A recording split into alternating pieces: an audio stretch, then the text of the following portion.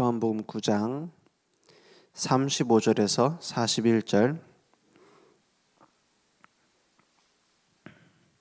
말씀 보겠습니다. 제가 한 절 여러분이 한 절 교독하겠습니다. 예수께서 그들이 그 사람을 쫓아냈다 하는 말을 들으셨더니 그를 만나사 이르시되 네가 인자를 믿느냐? 대답하여 이르되 주여 그가 누구시오니이까 내가 믿고자 하나이다. 예수께서 이르시되 네가 그를 보았거니와 지금 너와 말하는 자가 그이니라. 이르되 주여 내가 믿나이다 하고 절하는지라. 예수께서 이르시되 내가 심판하러 이 세상에 왔으니 보지 못하는 자들을 보게 하고 보는 자들은 맹인이 되게 하려 함이라 하시니. 바리새인 중에 예수와 함께 있던 자들이 이 말씀을 듣고 이르되 우리도 맹인인가? 41절 함께 읽겠습니다. 예수께서 이르시되 너희가 맹인이 되었더라면 죄가 없으려니와 본다고 하니 너희 죄가 그대로 있느니라. 아멘. 오늘 예수님께서 맹인들을 보게 하고 보고 있는 자들을 맹인 되게 하려 함이라 이렇게 말씀하셨어요. 한 사람이 치유되어졌죠. 나면서부터 맹인이었던 사람이 실로암 못에 가서 진흙으로 먼저 눈에 붙여놓은 다음에 실로암 못에 가서 씻으면 보이게 될 것이다. 그 명령을 따라 그대로 했던 그 맹인이 낫게 됐어요. 그러니까 이제 문제가 생긴 겁니다. 무슨 문제가 생겼냐? 이제 바리새인들, 유대인들은 다 뭘 믿고 있었냐? 앞으로 우리를 위한 메시아가 오는데 이스라엘 민족을 해방해내고 다른 모든 나라를 없앨, 다른 나라를 다 무릎 꿇게 만들 정치적인 메시아가 온다고 생각했어요. 그러니까 지금도 그런 민족주의 있지 않습니까? 근데 그럴 만도 했어요. 왜냐? 상처. 유대인들은 다 다른 나라에게 당해온 상처 있거든요. 강한 나라들에게. 맨날 노예로 가고 포로로 가고 속국으로 잡혀가고 이런 역사를 갖고 있다 보니까 우리 민족이라는 것이 강해졌어요. 마치 우리나라 같죠. 맨날 중국에 일본에 뭐 그런 비슷한 상처입니다. 그러니까는 다른 나라를 다 무너뜨릴 우리를 최고의 나라로 만들 그런 메시아가 온다 이렇게 생각했어요. 마치 누구랑 똑같죠? 나를 위한 그리스도, 내 문제 해결을 위한 그리스도. 이 문제 해결해주면 어떻게 돼요? 또 다른 문제 생기거든요. 그럼 그것도 해결해줄 그리스도. 그렇게 찾고 다니는 종교적인 나하고 똑같아요. 그러니까 하나님이 원하시는 게 무엇일까 생각 못 하잖아요. 계속 문제 속에 빠집니다. 계속 갈등 속에 빠져요. 특히 보이는 것 때문에. 오늘 이 맹인을 고치고 난 이후에 오히려 더 문제가 됩니다. 뭐 때문에 문제가 되죠? 왜 나사렛 예수 이름 얘기하느냐? 너도 지금 예수에 대해서 알고 있느냐? 막 물어보잖아요. 저 사람이 누군지 아느냐? 13절에 보니까 전에 맹인이었던 사람을 데리고 그들이 바리새인들에게 갔더라 그랬어요. 14절에 보니까 예수께서 진흙을 이겨서 눈을 뜨게 하신 날이 안식일이다 했어요. 요 안식일이라는 걸 가지고 시비를 겁니다. 왜 안식일에 이랬냐 이 말이에요. 이런 식으로 지금 뭐가 주가 됐는지 모르는 맞는 소리를 자꾸 합니다. 맞는 말 하거든요. 안식일에 환자를 고치고 안식일에 예수님께서 이삭을 이제 주워서 드시고 제자들이 주워왔죠. 그런 걸 가지고 다 시비를 걸어요. 그러니까는 요즘 교회들이 하고 있는 수준이랑 똑같습니다. 율법을 지켰네 안 지켰네. 이게 지금 안식일을 어긴 거다 아니다. 이런 식으로 지금 따지고 있어요. 그러니까 16절에 보니까 바리새인 중에 어떤 사람은 말하되 이 사람이 안식일을 지키지 아니하나니 하나님께로부터 온 자가 아니라, 이런 식으로 지금 말하고 있는 거예요. 어떤 사람은 말하되 죄인으로서 어떻게 이러한 표적을 행하겠느냐, 이렇게 말하고 있죠. 그러니까는 이런 걸로 분쟁이 일어납니다. 그 분쟁 내용도 뭐냐면 앞으로 메시아가 오면, 우리 민족을 해방해 줄 메시아가 오면 이 정도 일은 해야 된다라는 것 중에 하나가 나면서부터 병든 자를 고치는 거예요.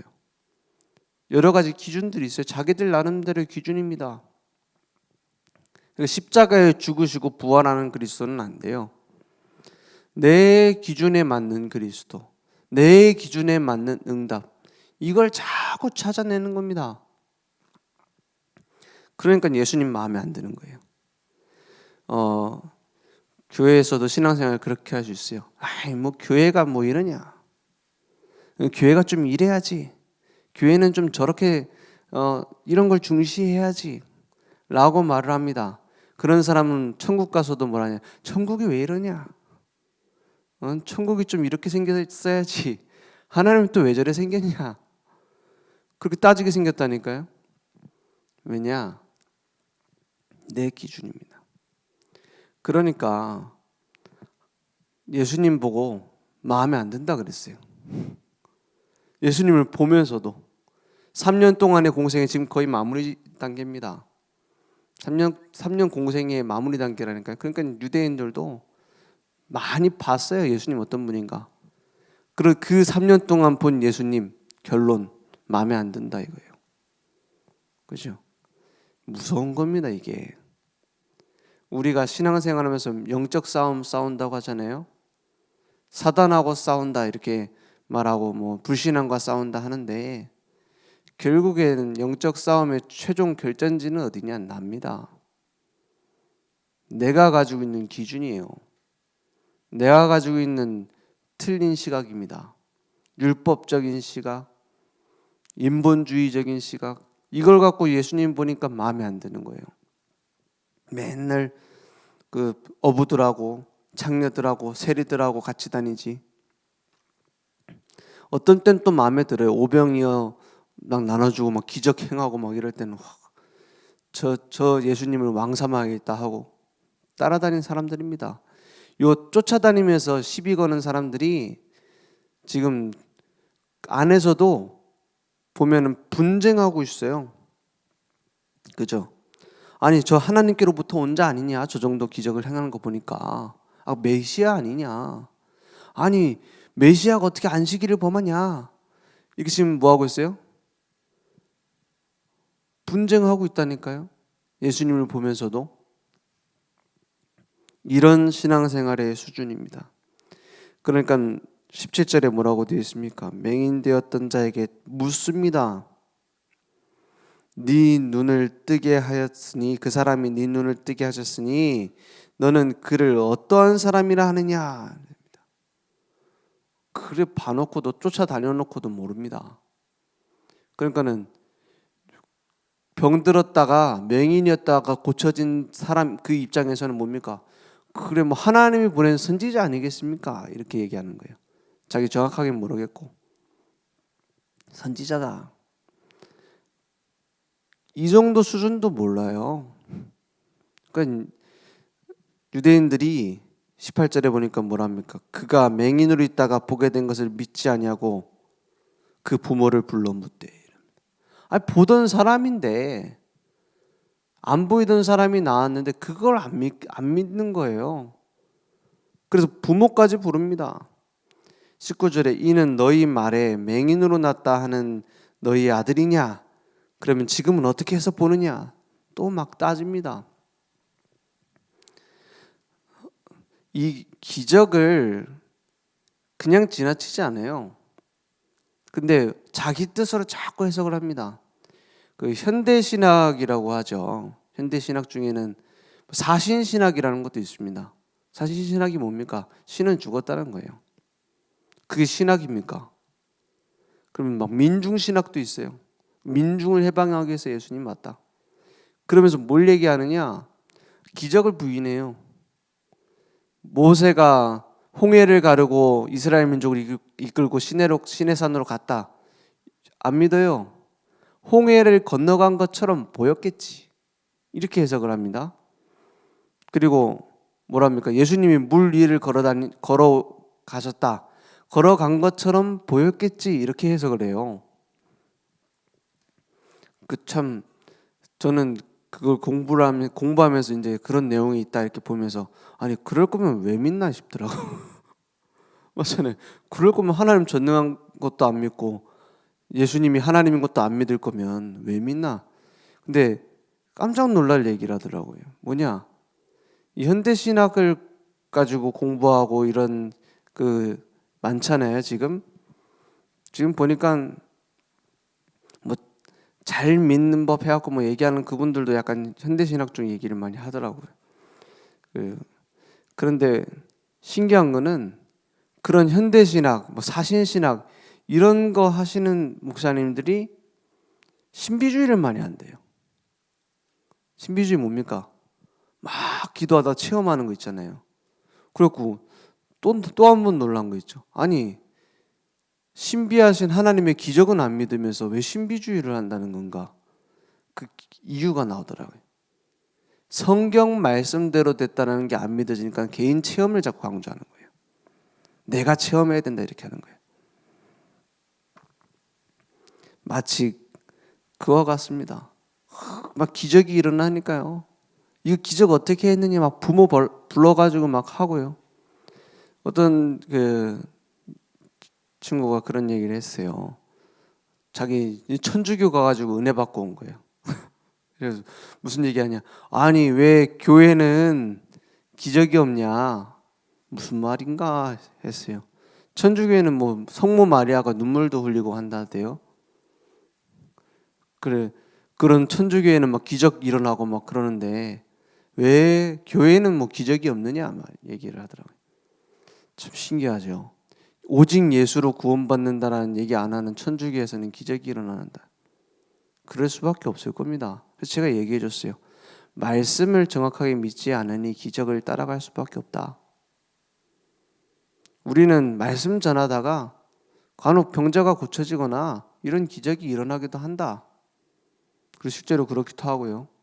정확한 복음 얘기하다 보면은 그 아픈 사람 낫기도 하고 뭡니까 불치병 걸렸던 사람 낫기도 하고 하거든요. 그런데 우리는 그거 말할 시간 없다. 왜냐? 말씀을 말해야 되기 때문에. 그렇잖아요. 그런 기적이 일어나기도 하지만 그건 중요하지 않다. 하나님 입장에서는 기적 아니다.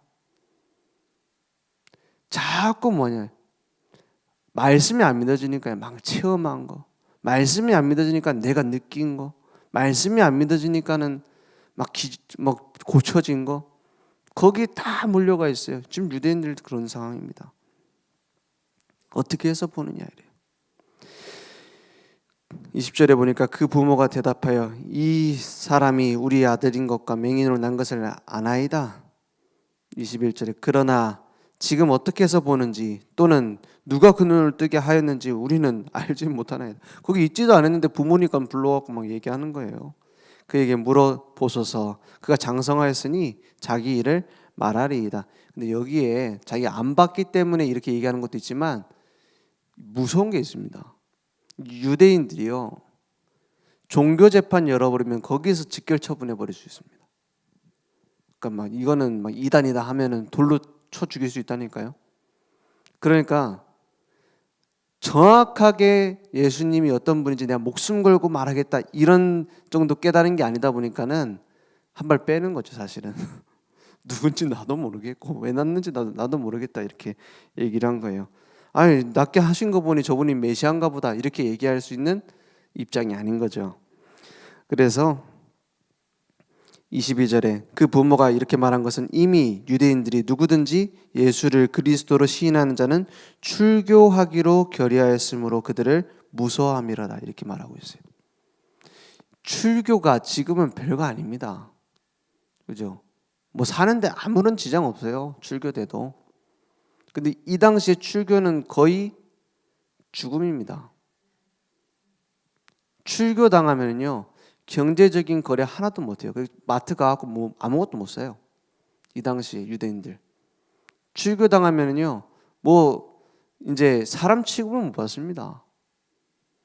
그러니까 그 이스라엘 동네를 떠나야 될 정도예요. 나라를 떠나야 될 정도. 근데 그 당시는 이제 고대 아닙니까? 떠난다라는 건 곧 죽음이나 마찬가지. 출교를 무서워할 수밖에 없어요. 그러니까 이제 함부로 얘기할 수가 없는 상황이죠. 그래서 24절에 보니까 이에 그들이 맹인이었던 사람을 두 번째 또 부릅니다. 이르되 너는 하나님께 영광 돌리라. 우리는 이 사람이 죄인인 줄 아노라. 갑자기 하나님께 영광을 왜 돌립니까? 그러니까 예수님을 보고 이 사람 죄인이다 이렇게 말하죠. 그러니까 전혀 앞뒤도 안 맞는 소리 하는 거예요. 그럼 하나님께 영광 돌려. 그리스도 정확하게 아는 것도 아니면서 하나님께 영광 돌려. 유대인들은 지금도 예수님을 선지자 중에 하나로 그냥 생각합니다. 메시아로 생각 안 하고 지금도 메시아 오실 거라고 기다리고 있어요.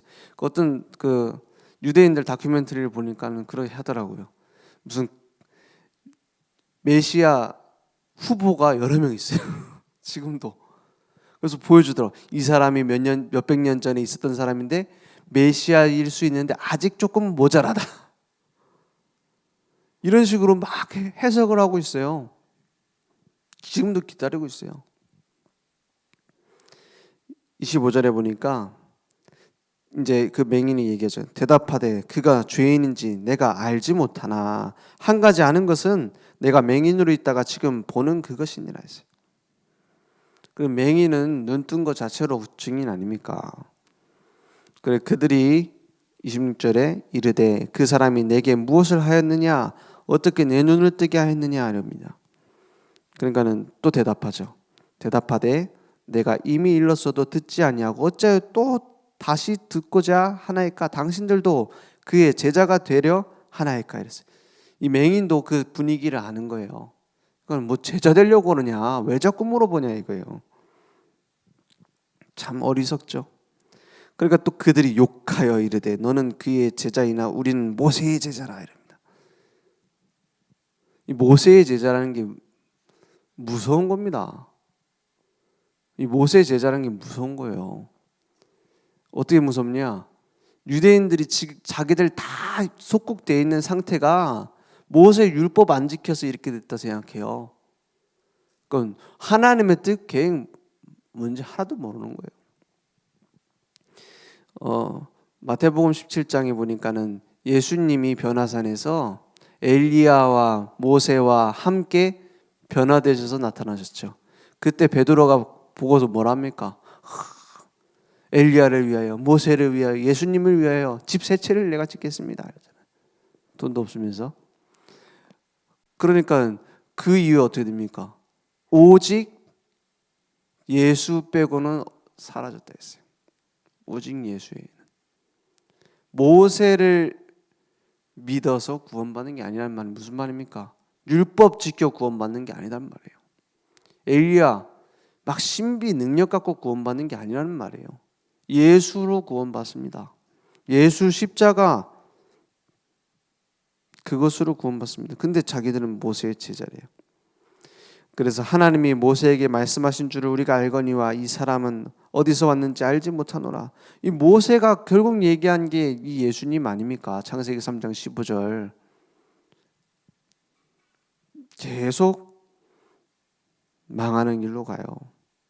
이걸 보고 영적 소경이라고 합니다. 계속 지금 이런 얘기를 계속 반복하는 거예요. 그래서 나중에는 결국 어떻게 됩니까? 쫓아내 버립니다. 오늘 이 얘기를 왜 하느냐? 이 배경들이 왜 나와 있느냐? 기억해야 돼요. 지금도 이런 식으로 믿고 있는 사람 가득 찼어요. 이걸 보고 보는데 맹인이다 이 말이에요. 영적으로는 맹인이에요. 왜냐? 내가 가진 기준으로 딱 막아놨어요. 그리스도가 어떤 분인가 내 나름대로 막 해석을 해요. 그래서 어떤 그 신학자가 얘기를 하더라고요. 유튜브 보니까는 저 그런 거 잘 찾아보거든요. 요즘 뭐라고 말하느냐, 뭐라고 말하면은 기독교인들이 인기 있어 하느냐 보거든요. 뭐라고 하냐? 뭐 강단 말씀, 뭐 예배 드리는 그 말씀이 집밥이고 다른 거는 이제 그냥 외식하는 거다. 이 말은 틀린 말이다. 진짜 집밥은 성경이다. 이렇게 얘기를 하더라고요. 그거 맞는 얘기 아닙니까? 그래서 성경을 제대로 먹는 사람은 예배 드리다가 저 말이 맞는 말인가 틀린 말인가 알고 잘 구분한다. 이렇게 얘기를 하더라고요. 근데 안타까운 얘기입니다. 바리새인들은 성경 박사입니다. 그죠? 성경을 달달달달 외웁니다. 그런데 왜 그렇습니까? 그런데 예수님 보고도 왜 깨닫지 못합니까? 내 기준. 예배 드리는데 내 기준 가지고 막 판단하는 게 맞습니까? 하나님의 말씀을 내 기준으로 재단하고 편집하고 내 기준으로 막 설계하고 디자인하는 게 맞습니까? 그래서 한국교회 문 닫아야 돼요. 앞으로도 계속 닫을 겁니다. 전 세계 교회 무너질 겁니다. 이건 저주가 아니에요. 어쩔 수가 없습니다. 왜냐? 정확한 성경의 기준 그리스도를 놓쳤기 때문에. 그래서 우리는 깨달아야 돼요. 눈뜬 소경이 되면 안 됩니다. 눈은 육신적인 눈은 떠져 있는데 영적으로 눈 감은 소경이 되면 안 돼요. 오히려 그들을 깨우는 망대를 세워야 됩니다. 어떤 망대냐? 복음의 망대. 예수님이 십자가에서 다 끝냈다 했어요. 그 망대를 쌓는 거예요. 올바른 생명의 복음을 전하는 거예요. 아니 왜 나는 문제가 이렇게 많은데 다 끝났다고 하느냐? 내 기준에서의 문제, 내 기준에서 내가 주인 되어 있는 그 상태, 그게 끝났단 말이에요. 주님이 나의 운전석에 앉으셔서 나를 끌고 가면 어떻게 되겠습니까? 눈 안 보이는 소경인 내가 운전해서 가면 어떻게 돼요? 당장 사고 나요. 여기저기 막 들이받고 다닙니다. 우리 인생 좌충우돌 아닙니까? 내가 주인 되어지면. 그리스도가 주인 자리에 앉으시면 나는 뒷좌석에 앉아 있으면 돼요. 그래서 다 이뤘다고 하는 거예요. 그게 다 끝났단 말입니다. 그럼 진짜 다 끝난 거 아닙니까? 내가 뒷좌석에 앉아서 팝콘 먹으면서 가도 돼요. 그러면 걱정할 필요도 없습니다. 여유도 생깁니다. 왜냐? 베스트 드라이브가 앉아서 가는데요. 사실은 불 가운데 가도 되지 않습니까? 물 가운데 가도. 누가 운전하고 있는데요. 그게 다 끝났다는 거예요. 그래서 흔들리지 않는 내 안의 망대가 세워져요. 그리스도의 딱 털을 잡고 뿌리 내리는 겁니다. 그러면 괜찮습니다. 종이가 이 한 장짜리 종이를 그냥 어린 아이도 찢을 수 있어요. 근데 못 찢게 하는 방법이 있어요. 어떻게 해요? 어떻게 해요? 단단한 시멘트 벽에다 강력 접착제로 딱 붙여버리면 못 찢어요. 주먹으로 쳐도 주먹이 아프죠.